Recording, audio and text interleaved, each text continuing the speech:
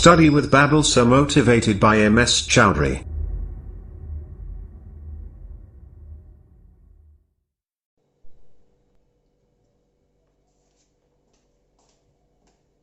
Hello friends, मैं नीलम चौधरी आज एक बार फिर से आपका अपने YouTube channel study with Babal sir में आपका स्वागत करती हूँ। तो अपन पढ़ रहे थे 10th क्लास की साइंस और उसमें अपन ने चैप्टर नंबर 5 स्टार्ट किया था।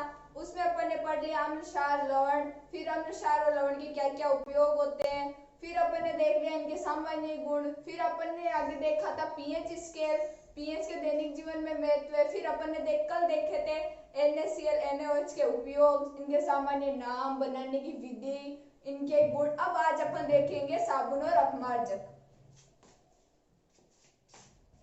कि साबुन और अपमार्जक क्या होते हैं। तो अपन सबसे पहले स्टार्ट करेंगे आज साबुन।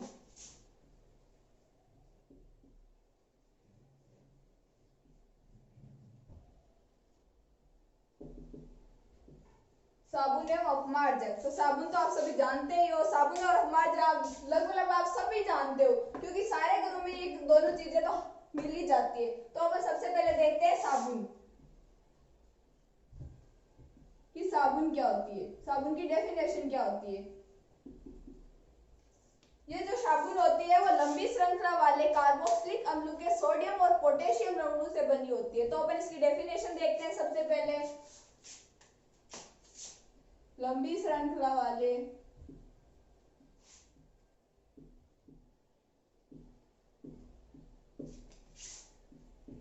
कार्बोक्सिलिक अम्लों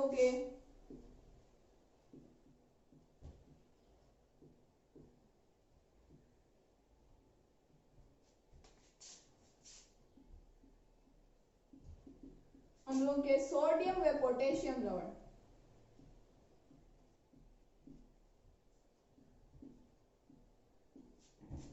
लंबी श्रृंखला वाले कार्बोक्सिलिक अम्लों के सोडियम और पोटेशियम लवण साबुन कहलाते हैं। अब अपन इसमें जो चीज इंपॉर्टेंट है वो है सोडियम और पोटेशियम लवण, क्योंकि अपमार्जक और साबुन की डेफिनेशन में बस डिफरेंस इतना ही है कि वो भी कार्बोक्सिलिक अम्लों के लवण होते हैं पर उनमें थोड़ा चेंज आता है। ये सोडियम और पोटेशियम के लवण होते हैं, वो सल्फोनेट और अमोनिया के लवण होते हैं। तो अपन आगे देखते हैं साबुन में। अपन आगे देखेंगे कि साबुन जो होते हैं वो सिर्फ मृदु जल में कार्य करते हैं।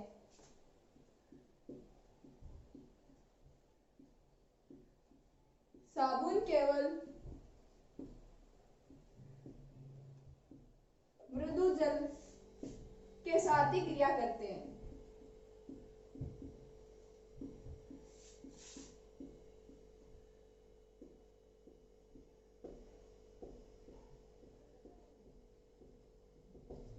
अब अपन देखते हैं कि जल भी दो प्रकार का होता है, कठोर जल और मृदु जल। और ये जो साबुन होता है वो सिर्फ मृदु जल के साथ ही क्रिया करता है, कठोर जल के साथ क्रिया नहीं करता है। तो अपन अब ये देखेंगे कि कठोर जल के साथ क्रिया क्यों नहीं करता है। तो कठोर जल में क्या होता है, कठोर जल में होता है Ca+2 और Mg+2। कैल्शियम और मैग्नीशियम के लवण होते हैं कठोर जल में। जो ये कैल्शियम मैग्नीशियम के लवण होते हैं, ये जो साबुन में जो ये सोडियम लवण है इसको प्रतिस्थापित कर देते हैं और इसकी जगह ये आ जाते हैं और ये दोनों जल में अघुलनशील है।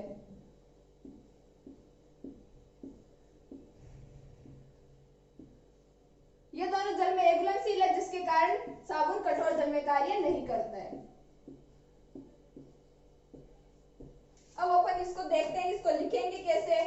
तो अगर आपसे एग्जाम में पूछा जाए कि साबुन कठोर जल में कार्य क्यों नहीं करते हैं तो आप इसको लिख सकते हैं कि साबुन जो कठोर जल होता है, कठोर जल में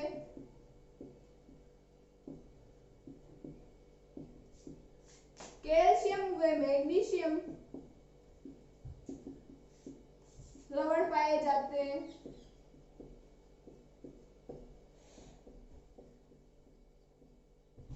जो साबुन में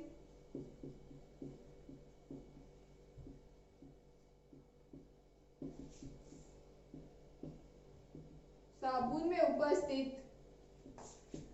सोडियम लवणों को प्रतिस्थापित कर देते हैं।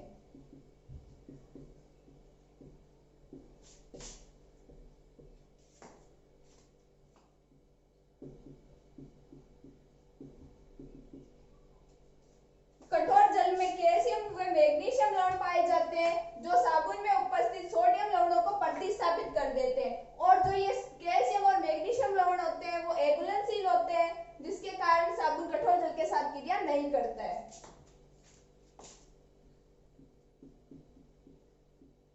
और यह कैल्शियम व मैग्नीशियम लवण कठोर जल में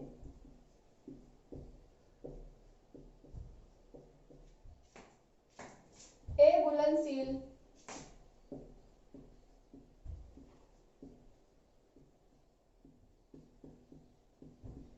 जिसके कारण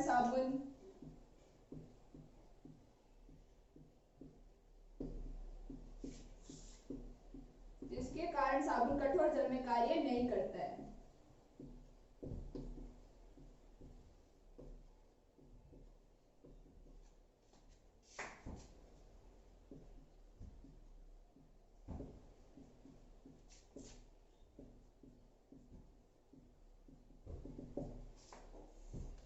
सबसे पहले अपन ने देखा कि साबुन की डेफिनेशन क्या होती है। तो साबुन की डेफिनेशन होती है लंबी श्रृंखला वाले कार्बोक्सिलिक अम्लों के सोडियम व पोटेशियम लवण साबुन कहलाते हैं। फिर अपन आगे देखते हैं कि साबुन केवल मृदु जल के साथ ही क्रिया करते हैं, कठोर जल के साथ क्रिया नहीं करते हैं। तो अब अपन ये देखते हैं कि ये कठोर जल के साथ क्रिया क्यों नहीं करते हैं। तो अपन ने देखा कि कठोर जल में कैल्शियम और मैग्नीशियम लवण होते हैं जो साबुन में उपस्थित सोडियम लवणों को प्रतिस्थापित कर देते हैं, और यह कैल्शियम और मैग्नीशियम लवण जो होते हैं वो कठोर जल में अघुलनशील होते हैं, जिसके कारण साबुन कठोर जल में क्रिया नहीं करता है। अब अपन आगे देखेंगे साबुन की बनाने की प्रक्रिया। पहले आप इसको नोट डाउन कर लीजिए।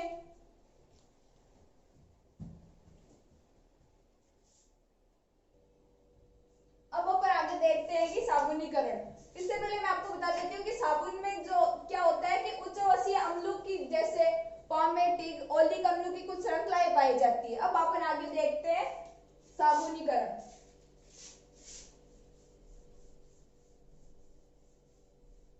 तो साबुनीकरण में क्या होता है, जब उच्चवसीय अम्ल जो NaOH सोडियम हाइड्रोक्साइड या KOH के जलीय विलयन के साथ क्रिया करते हैं तो साबुन में ग्लिसरॉल बनाते हैं। साबुनीकरण, साबुन बनाने की प्रक्रिया को अपन बोलेंगे साबुनीकरण। अब अपन देखते हैं कि उच्चवसीय अम्ल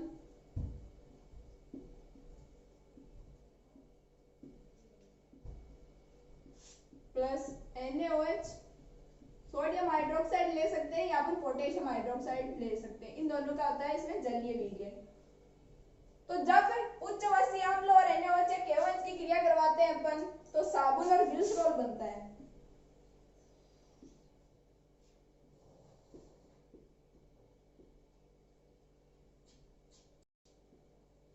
अब अपन आगे देखते हैं इसकी रिएक्शन।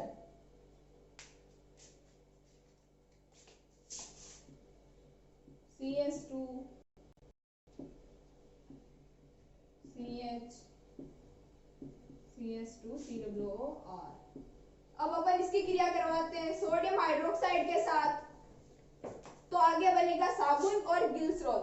तो अब अपन सबसे पहले ये देखते हैं कि इसमें ये यहां से टूटता है।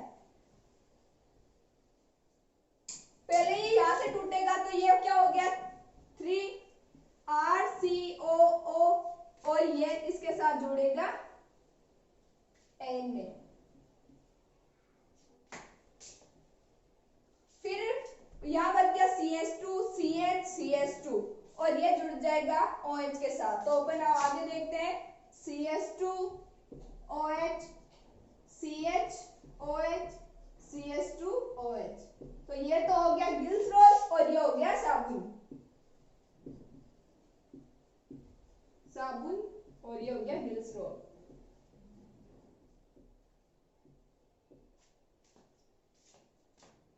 अपन ने देखा कि साबुनीकरण, साबुनीकरण में मैंने आपको पहले बताया था कि साबुन में कुछ उच्चवसीय अम्ल पाए जाते हैं। जो ये उच्चवसीय अम्ल होते हैं इनकी क्रिया जब NaOH या KOH के जलीय विलयन के साथ करवाते हैं तो साबुन और ग्लिसरॉल का निर्माण होता है।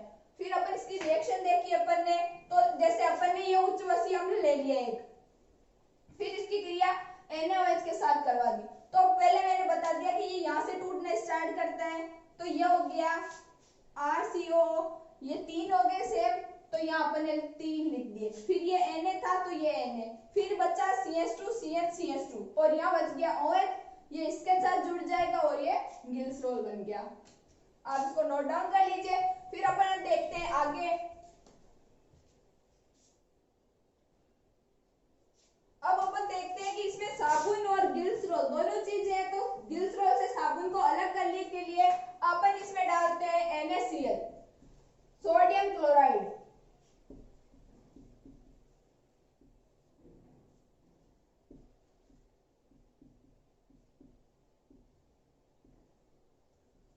गिल्सरोल से साबुन को अलग करने के लिए अपन इसमें सोडियम क्लोराइड मिलाते हैं, तो ये साबुन अलग हो जाता है और गिल्सरोल अलग हो जाता है। अब अपन आगे देखते हैं अपमार्जक।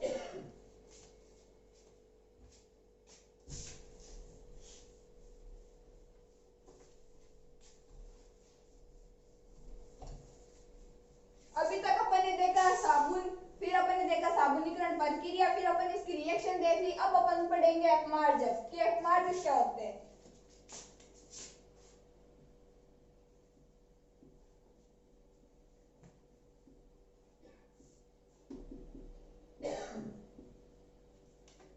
अपमार्जक भी लंबी श्रृंखला वाले कार्बोक्सिलिक अम्लों के अमोनियम फोनेट लवण होते हैं। बस उसमें साबुन और अपमार्जक में डिफरेंस बस इतना ही है कि वो सोडियम और पोटेशियम लवण थे और ये अमोनियम और सल्फोनेट लवण है। तो अपन देखते हैं सबसे पहले इसकी डेफिनेशन। लंबी श्रृंखला वाले कार्बोक्सिलिक अम्लों के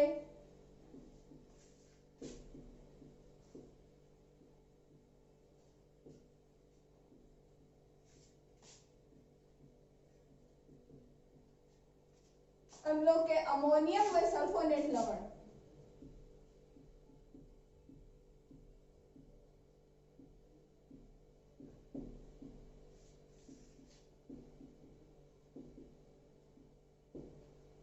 अपमार्जक जो होते हैं वो लंबी श्रृंखला वाले कार्बोक्सिलिक अम्लों के अमोनियम व सल्फोनेट लवण होते हैं और साबुन सोडियम और पोटेशियम लवण होता है।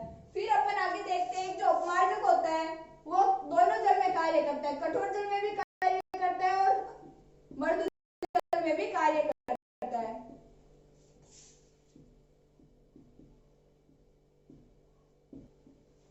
कठोर जल में मृदु जल दोनों से क्रिया करता है।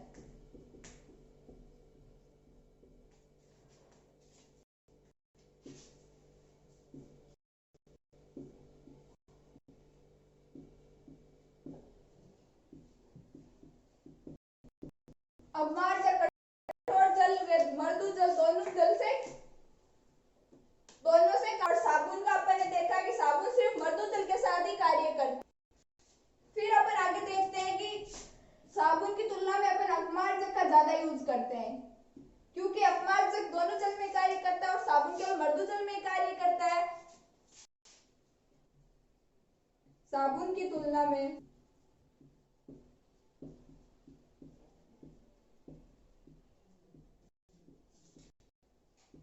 में अपमार्जक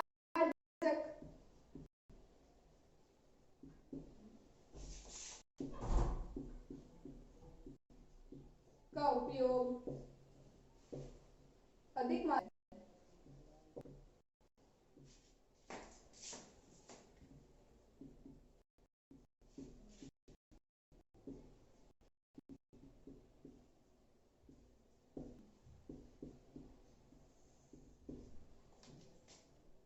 साबुन की तुलना में अपमार्जक का उपयोग अधिक मात्रा में किया जाता है। अगर आपसे एग्जाम में पूछा जाए साबुन और अपमार्जक में दो अंतर तो आप लिख सकते हो। पहला अंतर तो हो गया इनकी डेफिनेशन और सेकंड अंतर हो गया कि साबुन केवल मृदु जल में कार्य करता है और अपमार्जक कठोर में मृदु दोनों जल में कार्य करता है। अब आप एक बार इसको नोट डाउन कर लीजिए, फिर अपन देखते हैं आगे। अब अपन आगे देखते हैं कि साबुन की तुलना में अपमार्जक का ज्यादा उपयोग क्यों किया जाता है। अगर आपसे एग्जाम में पूछा जाए कि साबुन की तुलना में अपमार्जक ज्यादा श्रेष्ठ क्यों है तो आप लिख सकते हो कि साबुन अपमार्जक जो होते हैं वो कठोर जल में उपस्थित कैल्शियम और मैग्नीशियम से क्रिया करके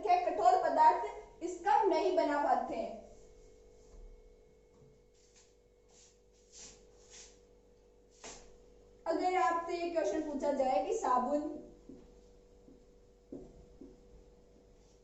की तुलना में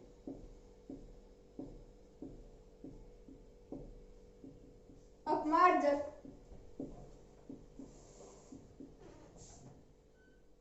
ज्यादा श्रेष्ठ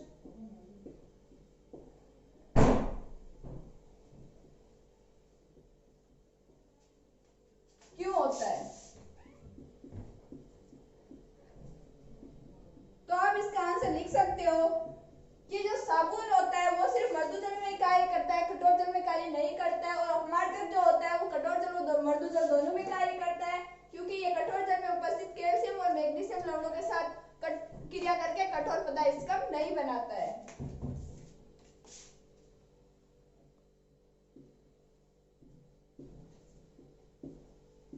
साबुन केवल मृदु जल में कार्य करता है, जबकि अपमार्जक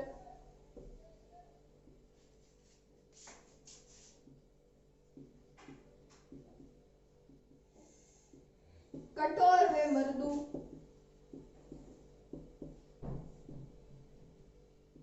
दोनों प्रकार के जल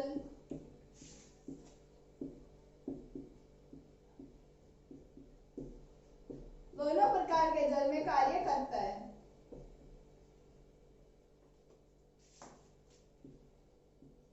अपमार्जक कठोर जल में उपस्थित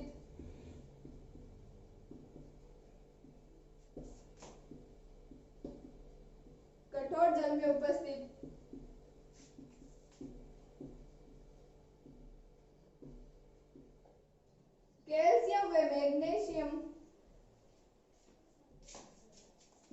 लवणों से क्रिया करके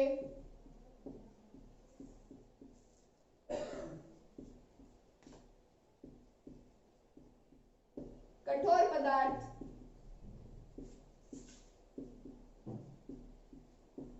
स्कंभ नहीं बनाता है।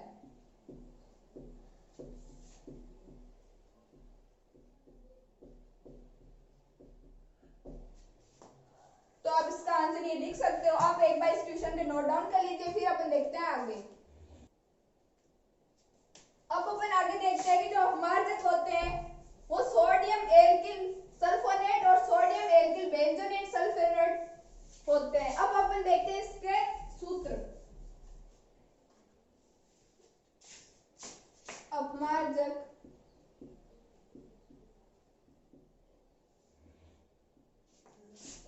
सोडियम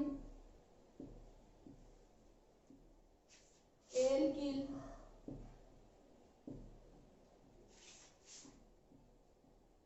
सल्फोनेट व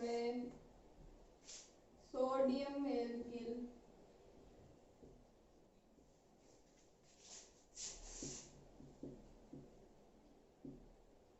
बेंजीन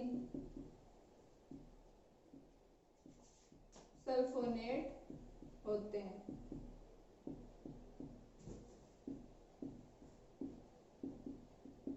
अब ऊपर आगे देखते हैं इनके सूत्र।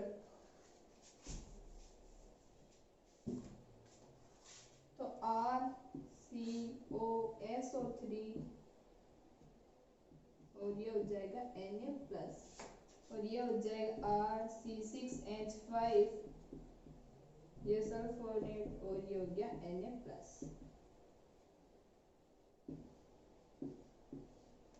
ये सूत्र होता है सोडियम एल्किल सल्फोनेट का।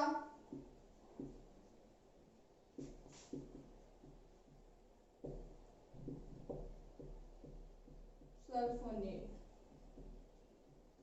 और ये होता है सोडियम एल्किल बेंजीन सल्फोनेट।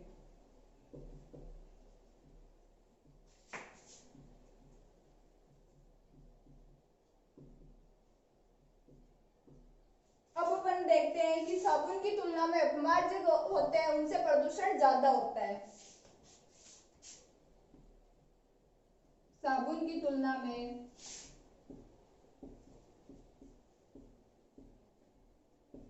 तुलना में अपमार्जक से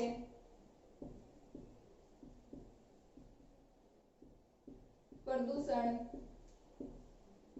अधिक होता है।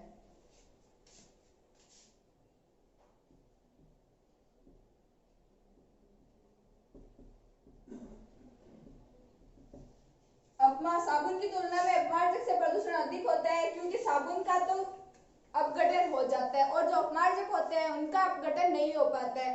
इसके लिए अपन छोटी श्रृंखला वाले अपमार्जक उपयोग में लेते हैं जिससे उनका आसानी से अपघटन हो जाता है। तो कम श्रृंखला वाले अपमार्जक का एग्जाम्पल ये हो गया। सोडियम एल्किल सल्फोनेट जो होता है वो कम श्रृंखला वाले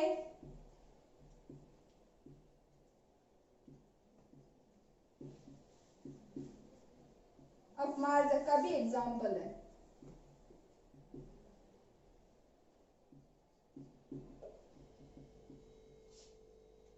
क्योंकि लंबी श्रृंखला वाले जो अपमार्जक होते हैं उनका जीवाणु द्वारा अपघटन नहीं हो पाता है जिसके कारण उनसे प्रदूषण ज्यादा होता है। इसलिए अपन छोटी श्रृंखला वाले अपमार्जक काम में लेते हैं जिनका जीवाणु द्वारा आसानी से अपघटन हो जाता है और उसका एग्जाम्पल ये सोडियम एल्किल सल्फोनेट। अब अपन आगे देखेंगे मिसेल। पहले आप इसको नोट डाउन कर लीजिए। अब अपन आगे देखते हैं मिसेल निर्माण कि साबुन से कैसे सफाई प्रक्रिया होती है वो सब अपन मिसेल निर्माण में पढ़ेंगे। तो मिसेल निर्माण में सबसे पहले अपन क्या देखते हैं कि साबुन के अणु का जल में आयनन कैसे होता है। सबसे पहले अपन साबुन के अणु लेते हैं जैसे पहले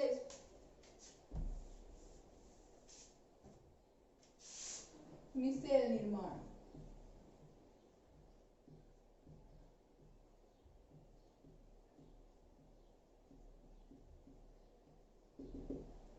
सबसे पहले अपन लेते हैं साबुन।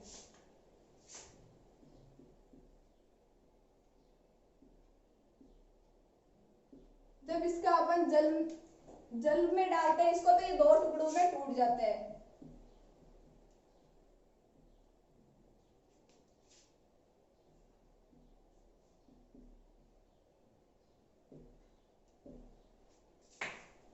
ये होता है कोई एल्किल समूह R। इसके आगे अपन RCOO ये भी लिख सकते हैं। तो ये हो जाएगा RNA+ और CO-। फिर अपन आगे देखते हैं कि जो ये हाइड्रोकार्बन भाग होता है इसमें हाइड्रोजन है तो ये हो गया हाइड्रोकार्बन भाग।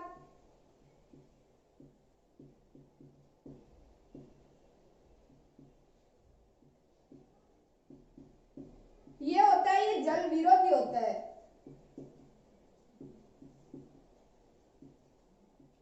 और जो ये ध्रुवीय भाग होता है वो जल से नहीं होता है।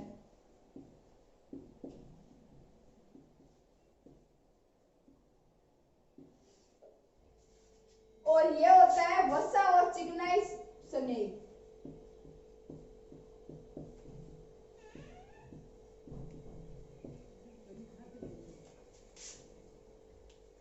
ये भाग जो ध्रुवीय भाग होता है वो होता है जल से नहीं। जल से नहीं का मतलब ये हुआ कि ये जल के साथ घुल जाता है। और ये जो का हाइड्रोकार्बन भाग होता है वो वसा और चिकनाई के साथ जुड़ जाता है। अब सबसे पहले अपन देखते हैं कि इसमें मिसेल कैसे बनता है। तो मिसेल में अपन देखेंगे कि हाइड्रोकार्बन भाग तो रहेगा अंदर की ओर और जो ध्रुवीय भाग है वो रहता है इसमें बाहर की ओर।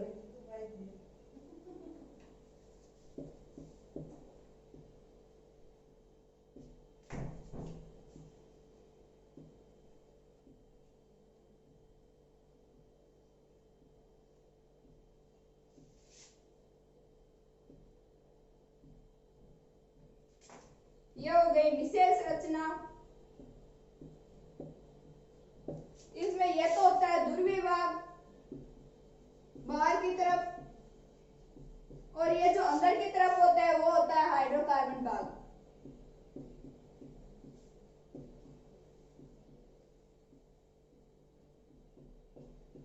और अपन जानते आगे कीजिए, जो हाइड्रोकार्बन भाग होता है वो वसा और तेलीय चिकनाई से नहीं होता है।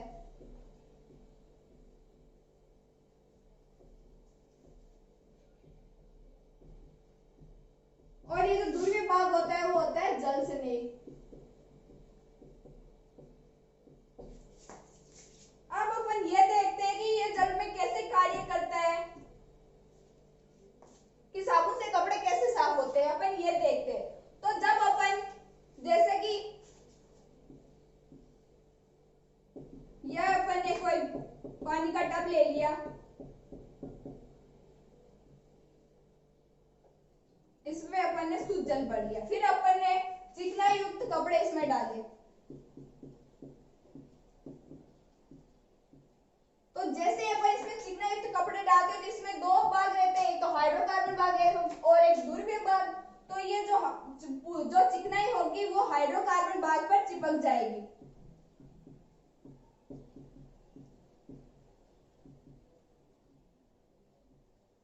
ये जो हाइड्रोकार्बन भाग पर चिपक जाएगी और इसके ऊपर जब जल डालेंगे तो ये जो हाइड्रोकार्बन भाग के साथ ये चिकनाई बाहर निकल जाएगी और कपड़े साफ हो जाएंगे। तो पहले आप इसको नोट डाउन कर लीजिए, फिर मैं आपको एक बार अच्छे से बता देती हूँ।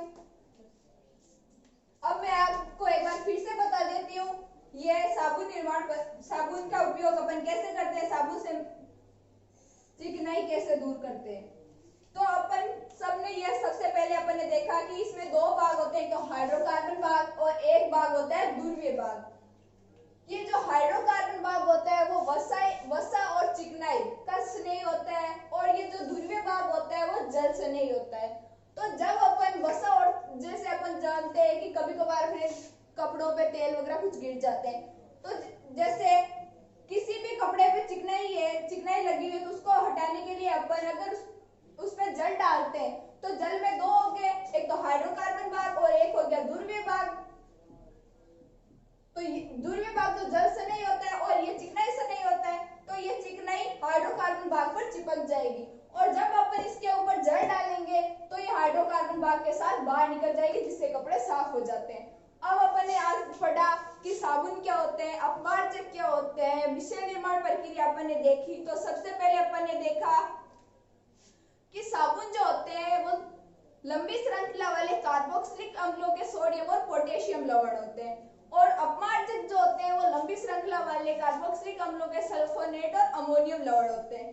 फिर अपन ने देखा कि जो साबुन होते हैं वो सिर्फ मृदु जल में क्रिया करते हैं और अपमार्जक कठोर जल और मृदु जल दोनों में क्रिया करते हैं। फिर अपन ने ये भी देख लिया कि इसका रीजन क्या है कि साबुन सिर्फ मृदु जल में क्रिया करता है, कठोर जल में क्रिया नहीं करता है, और अपमार्जक दोनों जल में क्रिया करता है। फिर अपन ने देख ली विषय निर्माण प्रक्रिया।